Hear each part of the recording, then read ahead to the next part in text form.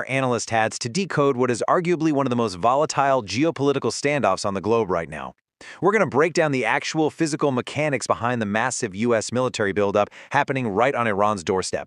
We'll impartially examine the posturing from both sides, and most importantly, we're going to forecast how this all might play out. So if you're looking to understand how modern military coercion actually operates in the real world, you are in exactly the right place. We've got a lot of ground to cover in this briefing. We're going to look at how the board is currently set, compare different coercion tactics, lay out Washington's actual objectives, and examine Iran's asymmetric defense strategy. Then, we'll get into the really crucial part, wargaming the three most likely outcomes, before looking at the razor-thin line between diplomacy and global disaster. Okay, let's dive right in and set the board. Over the past few weeks, the United States has quietly, but very deliberately, assembled one of its most powerful armadas in recent memory, right in West Asia. And to really grasp a geopolitical crisis of this scale, you first have to understand the hardware that's driving it. The absolute centerpiece of this whole buildup is the USS Abraham Lincoln.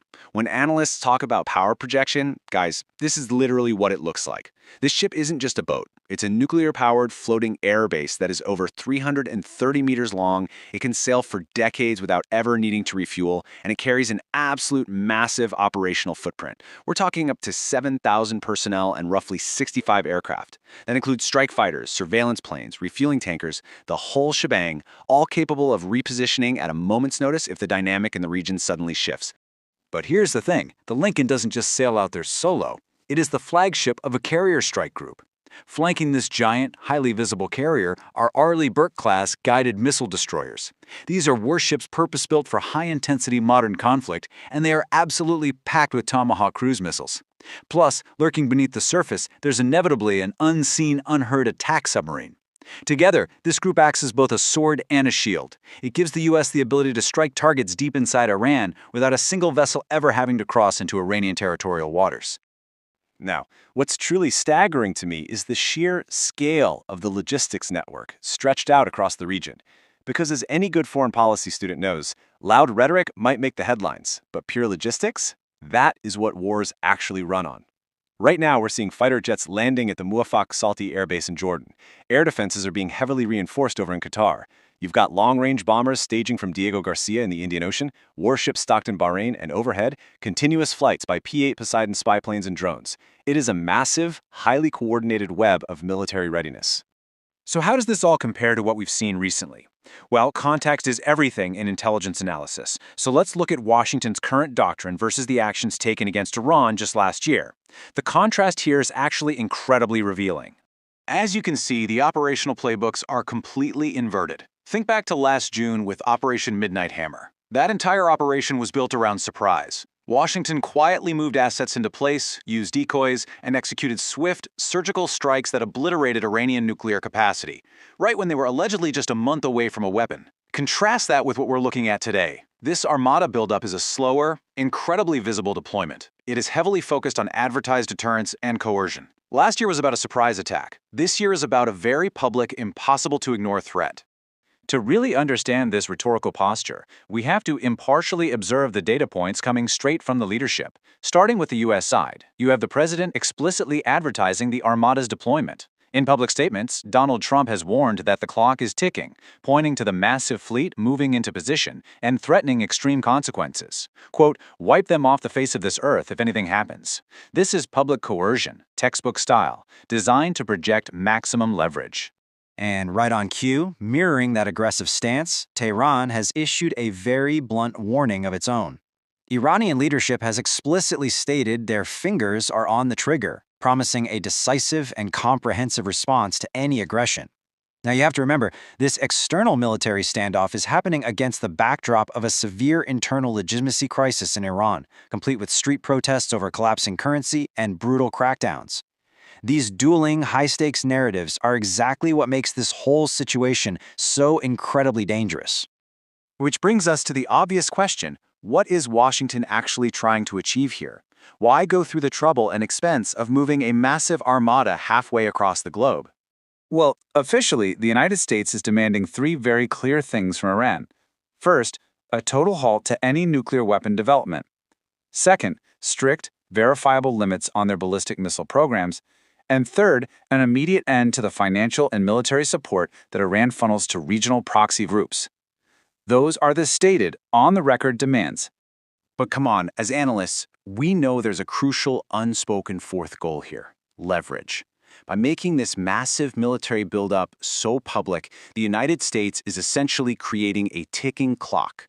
The underlying message to Tehran is simple: sit down and negotiate on those three official points or face catastrophic consequences. It's a strategy completely designed to force an opponent to the negotiating table under extreme duress.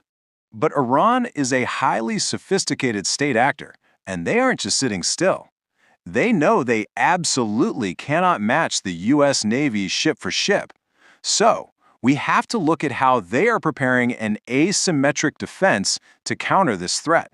Iran's military strategy has never been about defeating the United States in a conventional head-on naval battle. They know they'd lose that fight. Instead, they're taking highly specific steps to quickly and severely raise the cost of any conflict.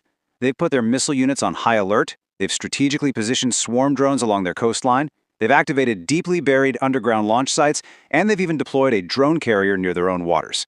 The entire goal here is to signal to Washington, hey, if you strike us, the counterpunch is going to be chaotic, painful, and incredibly costly. All right, this brings us to the core focus of today's briefing. As students of foreign policy, we need to look ahead. Let's run the war games and forecast the three potential strategic outcomes of this high-stakes standoff. Let's compare the three main scenarios side by side. Scenario 1 is maximum pressure. This is the cleanest outcome, right? The Armada does its job just by being there. No shots are fired, Iran blinks, back-channel talks resume, and eventually the ships just pack up and leave. But that requires trust, which right now is practically non-existent. Scenario 2 is limited strikes. This happens if the U.S. launches short attacks on Iranian missile sites or nuclear infrastructure. The massive risk here is unpredictable retaliation. You're looking at brief but incredibly dangerous disruptions across the whole region. And then there's Scenario 3, complete escalation. This is the absolute nightmare scenario. A strike happens, and Iran retaliates hard against Gulf military bases or major oil facilities. Shipping lanes get mined, global oil prices skyrocket in an absolute panic, and suddenly a limited strike has spiraled into a disastrous, full-scale regional war. So we are walking a razor-thin line here. Let's conclude our analysis by looking at exactly why the current operating environment is so precariously balanced. History has a really uncomfortable lesson for us. Military buildups don't always end in war, but when they do, it's almost always because leaders feel cornered and forced to act. And right now, both sides risk losing everything if they show restraint. President Trump has issued massive, very public threats. Backing down without getting a concession costs him significant political face. Meanwhile, Iran's leadership, already grappling with massive internal protests, views yielding to U.S. pressure as a literal threat to their regime's survival. Throw in extremely nervous regional allies and millions of innocent civilians caught in the crossfire, and you've got a powder keg just begging for a spark. As you review the data in this strategic dossier, I want to leave you with this final, critical thought to chew on. The forces are deployed. The warnings have been broadcast to the entire globe. All the pieces are locked on the board. We can sit here and wargame these scenarios all day long, but in an asymmetric, highly kinetic conflict like this, once that very first missile is fired, how exactly do you hit the pause button? Thank you for joining me for this explanation.